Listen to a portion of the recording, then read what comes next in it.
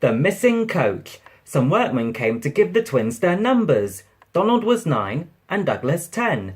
When the men went away, they were left alone in the shed. Donald winked broadly at his twin. Grinned Douglas. Chuckled Donald. Smiled the inspector. The twins enjoyed themselves and were soon friends with Duck.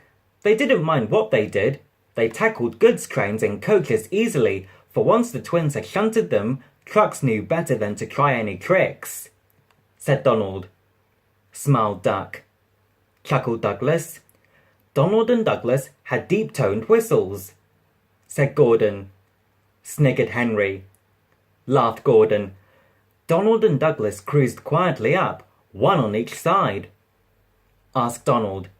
Gordon and Henry jumped. They glanced nervously from side to side.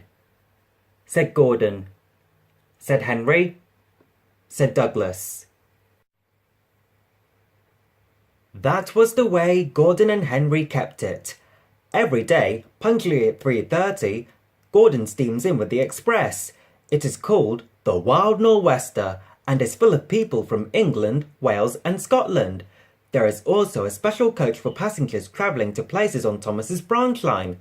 When the other coaches are taken away empty, engines have to remember to shunt the special coach to the bay platform. It does not wait there long. Thomas, with Annie and Clarabelle, comes hurrying from the junction to fetch it. Thomas is very proud of his special coach. One afternoon, Douglas helped Duck in the yard while Donald waited to take a goods train to the other end of the line. As Duck was busy arranging Donald's trucks, Douglas offered to take away Gordon's coaches. Douglas was enjoying himself when an awful thought struck him. He worried so much over this that he forgot about Thomas's special coach. He pushed it with the others into the carriage siding, then ambled along to join Donald at the water column. As he went, Thomas scampered by whistling cheerfully. Soon, Thomas came fussing.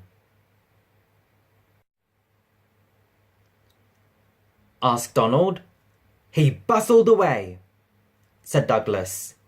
Exclaimed Donald's driver.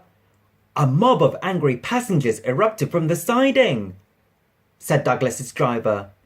The fat controller and 3 passengers walked towards them, but Donald, with Douglas's tender, 10, was out and away with the goods before they came near. Douglas and his driver waited with innocent expressions. Said the fat controller. The driver showed him the tender, still uncoupled. Put in Douglas. Said the fat controller. He turned to the passengers. The fat controller watched them till they climbed the station ramp. His shoulders twitched. He wiped his eyes. Douglas wondered if he was crying. He was not. He swung round suddenly. He rapped.